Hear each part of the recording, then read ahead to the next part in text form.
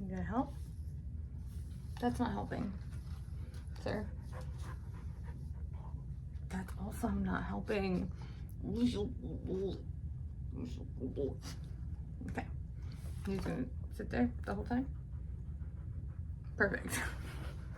Hey guys, it is Jess, aka Smut and Stockinette. I apologize for the heavy breathing that you probably can hear from Drogo. My background's a mess. The sun is not sunning right now, but we're going with it. We're going with it. I did shower, so there's that. Anyway, today we are going to talk about all the books that I read in,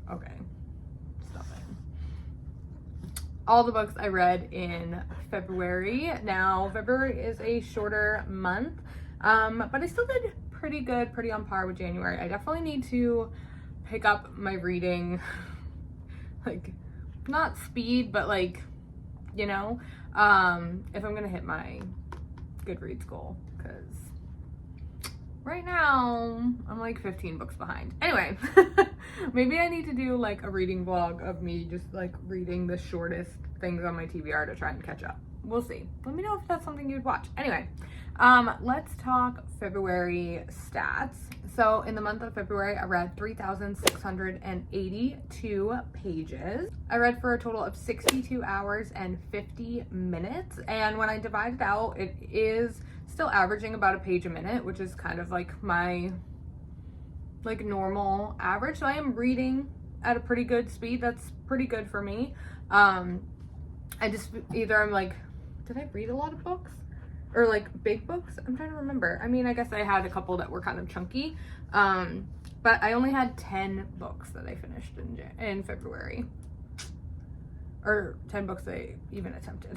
So we'll get back to that part. As far as where I sourced these books, I had 1 book that I got from the library, 4 books I owned on my Kindle, 4 books I was able to borrow from Kindle Unlimited, and I DNF'd 5 books, guys. 5. That's literally half of the books that I attempted to read. Wait a minute. No. I DNF'd 4 books. 4 DNFs. And then I did have 1 ARC this month, so we're going to talk about that as well. Can you stop licking that right there?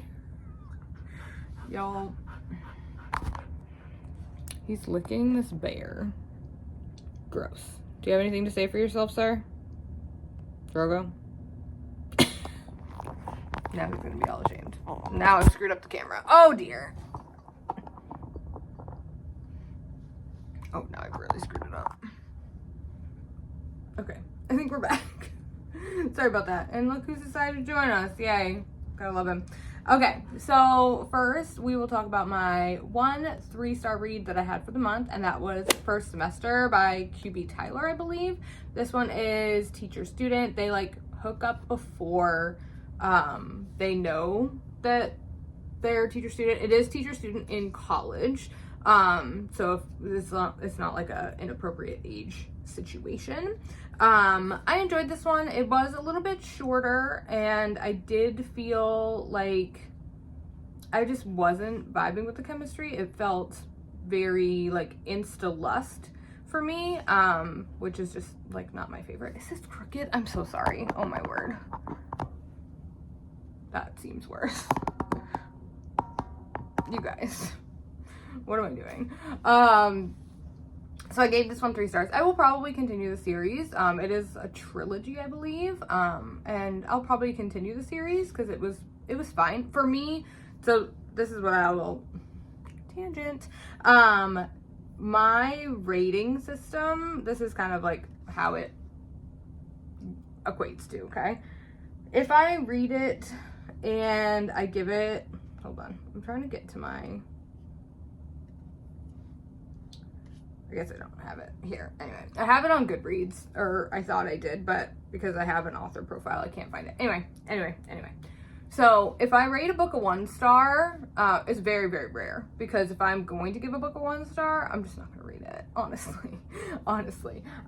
If I give a book a 2 star, it's that I was like intrigued enough to read it, but I really didn't enjoy any aspect of it. I just powered through basically to put it on my reading goal. A 3-star is pretty average, so a 3-star, it's a good book. And keep in mind, like, people think a 3-star is like this terrible rating. A 3-star is an average good book. It's a good book. I was intrigued, I was entertained, but it was maybe missing a couple things for me. A 4-star for me is like, I had a great time, I would totally reread it in the future. And a 5-star is, I had a totally great time and I was like squealing the entire time, and I would literally reread it again right now. So that's kind of the biggest difference between like a 4-star and a 5-star, is like, would I reread it right now? Like, as soon as I close the book, do I want to instantly reread it? If the answer is like probably not, then it's a 4-star. So that's kind of a little tangent about my rating system. If you're new here, I know it's a new year, so new people are kind of filtering in. So that's kind of how my rating system works. So first semester, I gave a 3-star. It was good. It was average. I wasn't super excited about any aspect of it, but it was fine. Okay, now moving on to my 4-star reads. I had 2 4-stars this month. The first one I'll talk about is Sweet Escape by Meredith Wild and Jillian Leota. I had an ARC for this one, and it's book 2 in the Hawthorne Vines series, I believe is what it's called. The book is out now. It came out in February, so you can go read it now. It is available on Kindle Unlimited. I believe the audio is included on Kindle Unlimited as well, and I did use the audiobook too. I really enjoyed this one. It is a brother's best friend, friends with benefits type of situation. They're on they're at a vineyard, and the main character is like slotted to take over this vineyard from the family. And so he's got a lot of pressure on him to like make the vineyard succeed. And his little sister, who the book 1 is about, her best friend like comes to visit. She is a musician and she is like trying to get her creativity back. She just went through a breakup, and so she decides to go to the small town to kind of get re-inspired. And that's where she meets, obviously, our the main character, the male main character. They hook up, and then the next day she's like writing music like she can't stop. And so she's like, we have to keep sleeping together because it's the only way I can continue to write this music. And obviously it's a romance book, so things progress as they do. But I had a really good time with this one. I can't decide if I liked book 1 or book 2 better, but I definitely liked the dynamic of these two. He is very like regimented and has like a lot of pressure on him, and she is kind of more floaty. What you doing? My tablet is singing Little Animals on a game. That's crazy. Like, it's literally singing the animals. That's so wild. How does it know how to sing animals? I don't know how it knows if your phone not even connected to this. Well, it is a song for everybody, not just if you have a phone. Pretty wild. I'm recording a video. Do you want to come say hi? Drogo, not you. Drogo, stop. Get away. Come, Drogo. Come. It's fine. He's fine. He's... As long as he doesn't knock the camera. Oh. Oh, I hear it, yeah. Yeah, it's just making that clone sound. No, not the tablet. I was talking about you. You want to come say hi? You the tablet, so... Yeah. I thought, These are the people. What? Can you tell them your favorite thing that you did in February? I don't know. Well, we were in Florida for part of February. We went to the museum with Dee Dee and Auntie Sarah in February. Oh yeah, I love that. You also just have been a person for February. You've been a girl for since February. I have been a girl since February. It's true. Anything else you want to say? You say anything? Well, I'm gonna say a lot of things, but I can't really say a lot of things with you sitting right here. So I'm gonna send you back downstairs. No, I'm gonna sit up here and play on my tablet. No, you can't, because you can't play that music in the background. Beat it, monster. Grab your tablet and go. Thank you for Grab sharing. your tablet and go. All right, Sassy Pants. Grab your tablet and go. Dana. What? Enough. Okay. I'll be down in a minute, okay? Alright. And I hope that animal song does not just keep going out.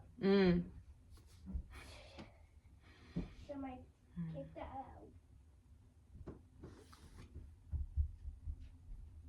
out. Okay. Back to this. So I gave Sweet Escape 4 stars. I really enjoyed it.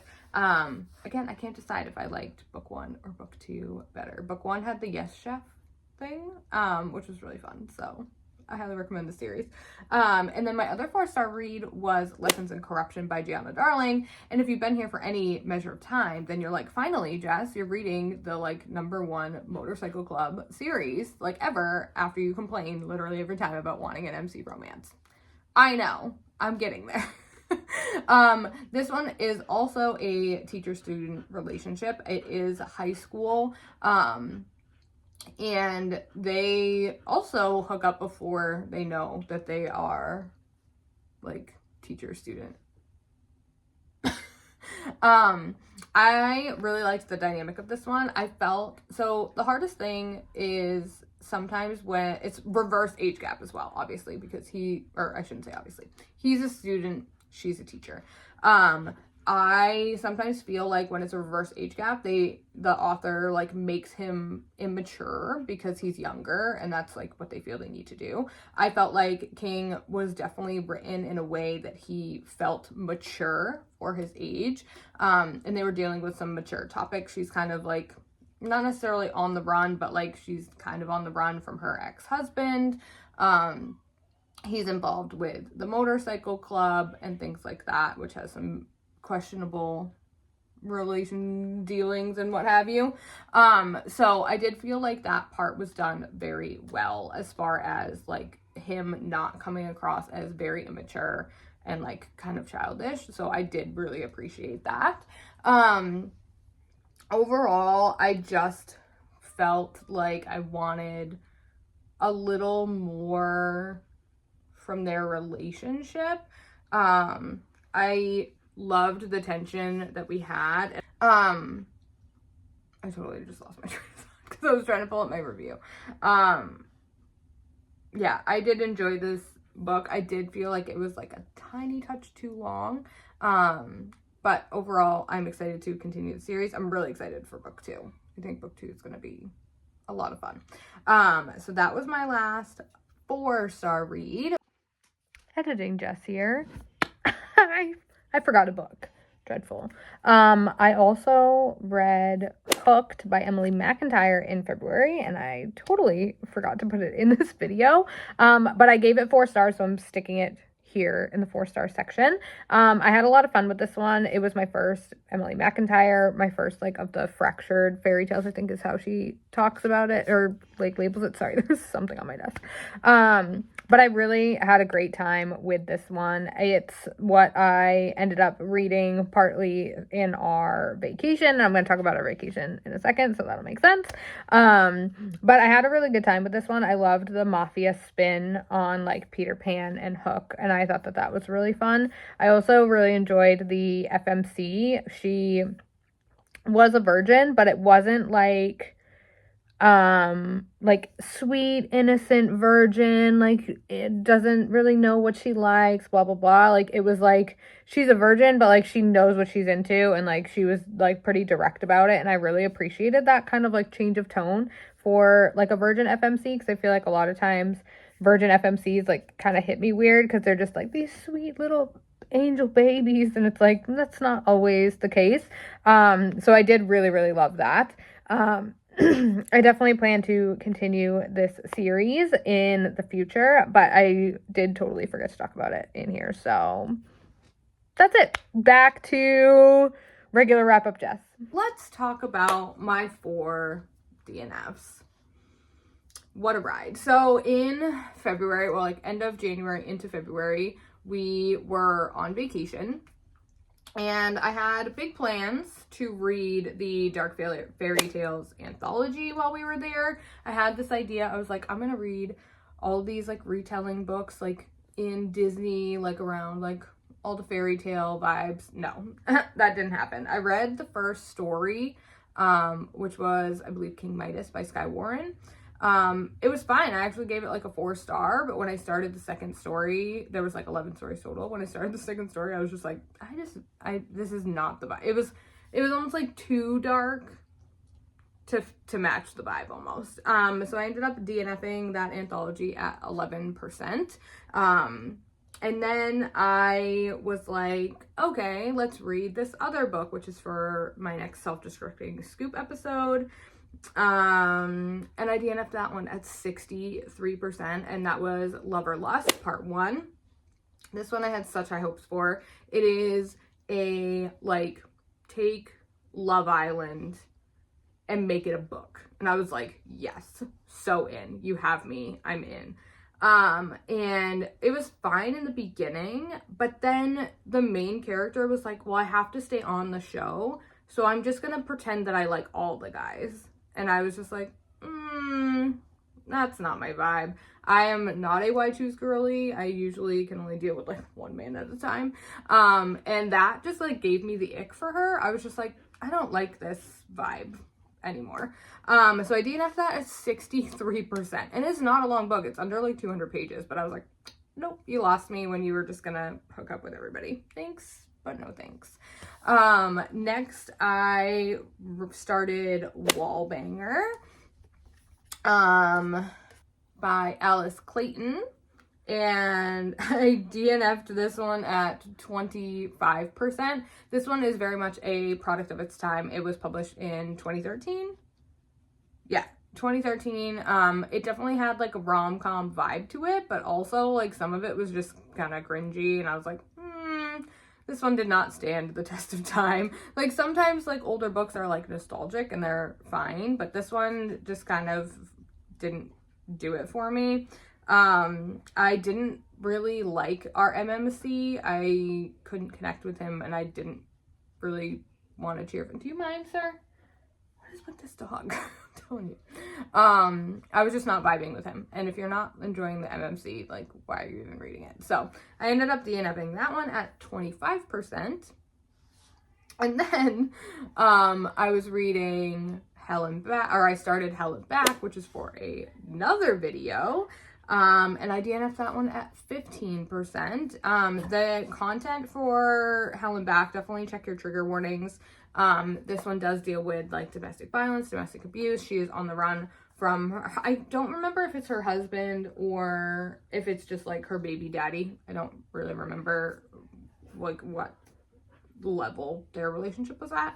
But she's on the run from him. She like goes to her grandmother's house and she's trying to like hide out there, but the guy across the street like notices that there's like action there. Her grandmother passed away, so they're not expecting anybody to be there. And I'm sure that the trauma her and her daughter went through could give some of these reactions. However, I felt like the daughter was written really, really young. The daughter was like 5 years old, and my son, who was just up here, was also 5 years old, and the girl in the book like couldn't even like speak a full sentence or like words. And so I just felt like she was written younger than like what her age actually was.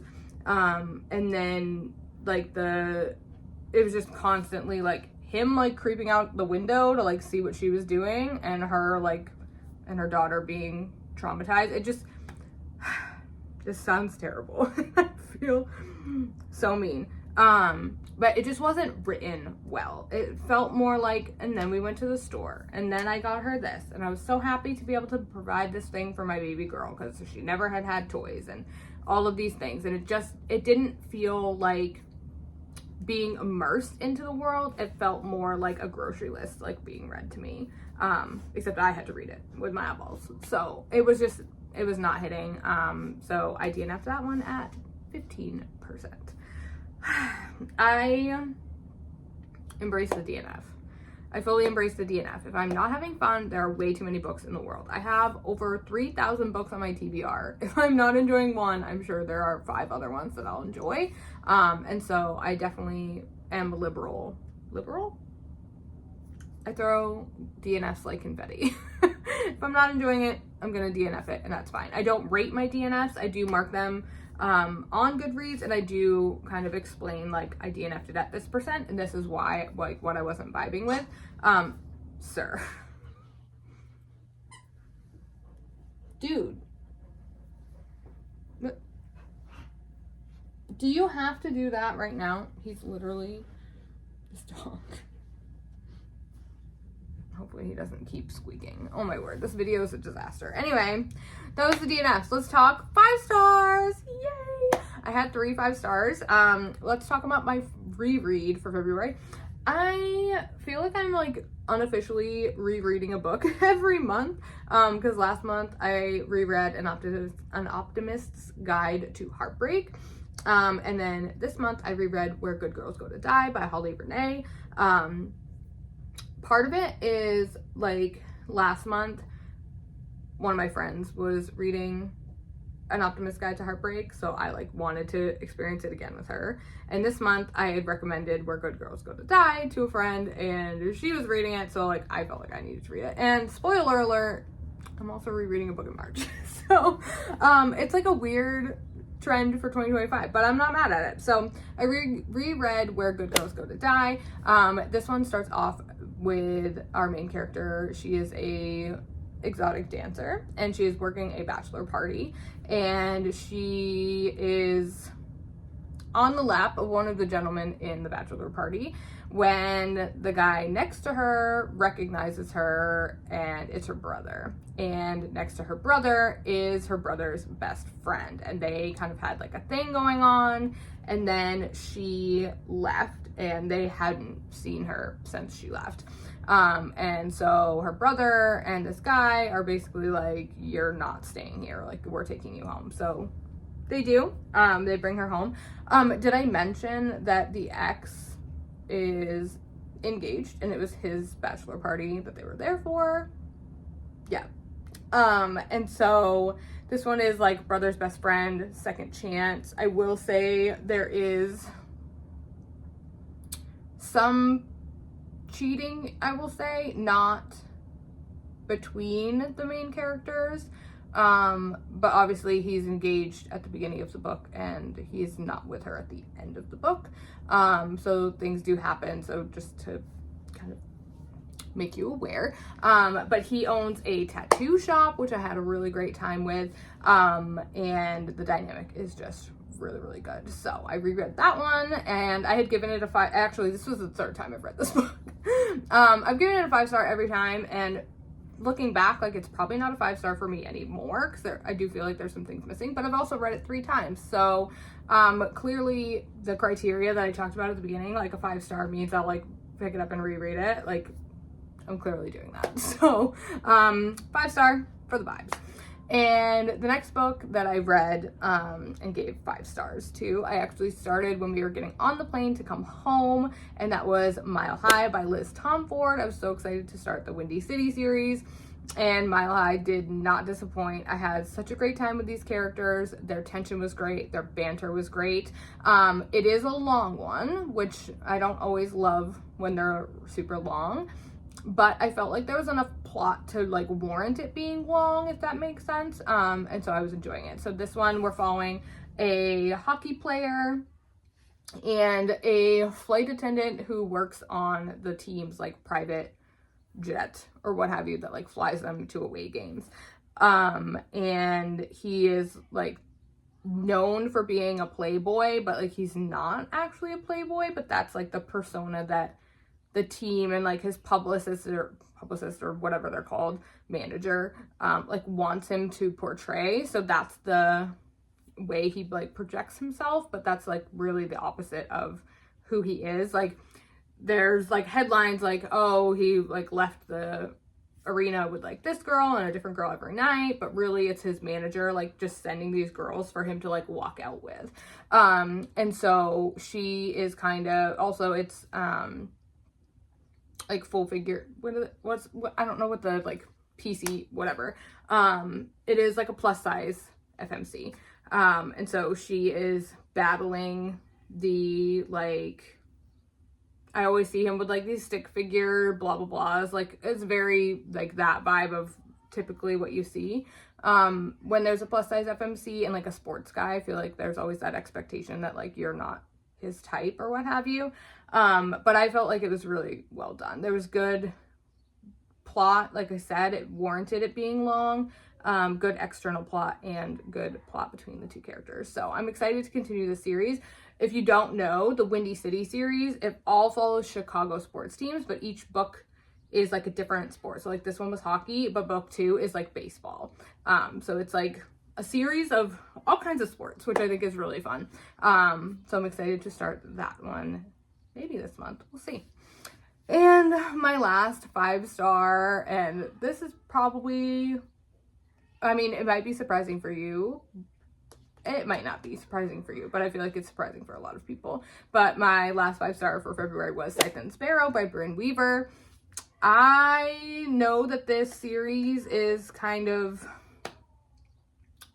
dividing. I can't think of any words today. Polarizing. There we go. Polarizing. There's people who love it and there's people who hate it. I personally have just enjoyed the crap out of this entire series. I loved Butcher and Blackbird. I really enjoyed Leather and Lark. I had a great time with Scythe and Sparrow. I've really enjoyed it. And part of my enjoyment, I think, really stems from how well the audiobook production is. When I read Butcher and Blackbird, I had heard from so many people to do the audio version. Just to clarify, I cannot just do the audio version. I typically, if I'm doing any kind of audio, I am doing immersive reading, so I'm listening while reading, because if I just listen to it, I'm going to tune it out, because like then I'm going to just spiral and do something else. So I do only do audio if I can read along with it. And when I did that for Butcher and Blackbird, it was my first ever duet narration, which I had the best time with. The characters like literally like bantered back and forth, like the narrators were bantering back and forth versus like when it's just dual narration, like the guy does like the girl voice. If you're in like the guy's POV, you get what I mean. And all the audiobooks are that duet narration, and it's so well done. I absolutely freaking loved it. And this one was the final book in the series. And what I didn't know, and I actually saw this on, I think, Instagram.